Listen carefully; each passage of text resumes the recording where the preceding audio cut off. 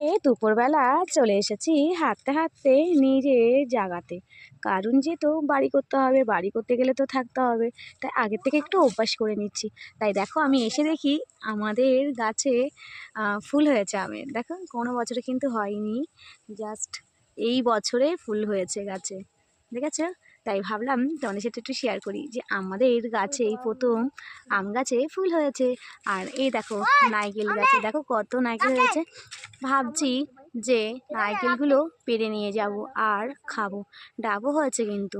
তোমরা কিন্তু কমেন্ট করে আমাকে জানিও যে এই মাসে কি নারকেল গাছ ঝোড়া যায়। আর এই দেখো চারিদিক দিয়ে গাছ হয়েছে, নেমু গাছ, দেখতে পাচ্ছ? আমার সবথেকে বেশি মজা লেগেছে আজকে নিজের জায়গায় এসে যে আম গাছে ফুল ফুটেছে। আমার তো দেখে অবাক হয়ে গেছে, মানে আমি এত খুশি হয়েছি।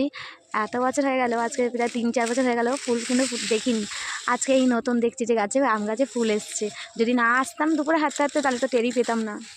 তো যাই হোক, বাড়ি যখন করব তখন তো তোমাদের সাথে শেয়ার করবোই কি, তাই তো? তো যাই হোক, খুব ভালো লাগছে এসে, হাওয়া দিচ্ছে হালকা হালকা। আর পাতা পড়ে দেখো দুই দিক দিয়ে শুধু পাতা ভর্তি। তোমাদের কার কার পাতা লাগবে অবশ্যই আমাকে কমেন্ট বক্সে কমেন্ট করো। পাতাগুলো সব পুড়িয়ে নিয়ে যাও প্লিজ। দেখো কত পাতা, শুধু পাতার পাতা, পাতা আর পাতা, পাতা আর পাতা। তো যাই হোক, আমার জায়গাটা তোমাদের কেমন লাগবে জানিও। তো চলো, টাটা।